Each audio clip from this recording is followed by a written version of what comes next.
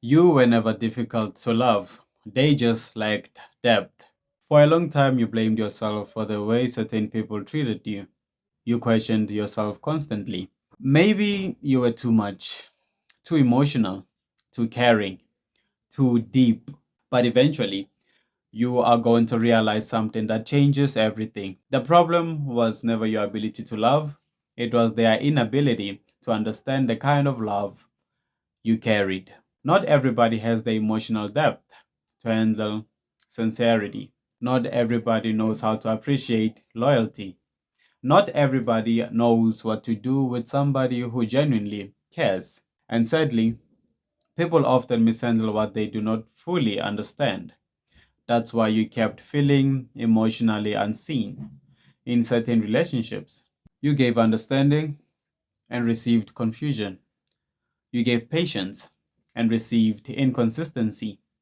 You gave honesty and received emotional games. That imbalance was never supposed to feel normal.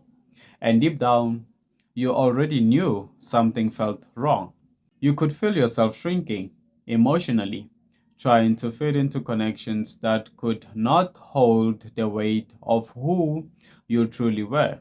That kind of loneliness hurts differently, especially when you are physically close to people but emotionally disconnected from them completely. And very soon, you are going to stop blaming yourself for that disconnect because you are about to understand something important. Depth scares shallow people. Real conversations scare people who only know surface level connection. Honesty scares people who survive through emotional masks. Consistency scares people addicted to confusion. That realization is about to free you. Jesus himself was misunderstood constantly, not because he lacked truth, but because many people around him lacked spiritual understanding. And sometimes you experience the same thing emotionally. You enter spaces carrying sincerity, care, and emotional intelligence, only to realize the people around you are operating from insecurity, avoidance, or emotional immaturity. That mismatch creates pain. But your perspective is about to change now. You are going to stop seeing yourself as a weakness. Stop seeing your emotional awareness as too much. Stop apologizing for the depth that God placed inside you. That apology season is ending. You are about to understand that your ability to feel deeply is not a curse. Your loyalty is not a curse. Your sincerity is not a curse. The real issue is trying to pour genuine connection into people who only wanted temporary attention.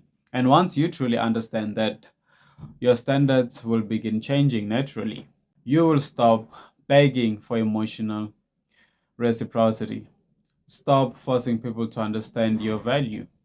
Stop chasing people who repeatedly fail to meet you with the same depth you offered them. That shift is going to protect your heart because not every relationship fails because you are hard to love.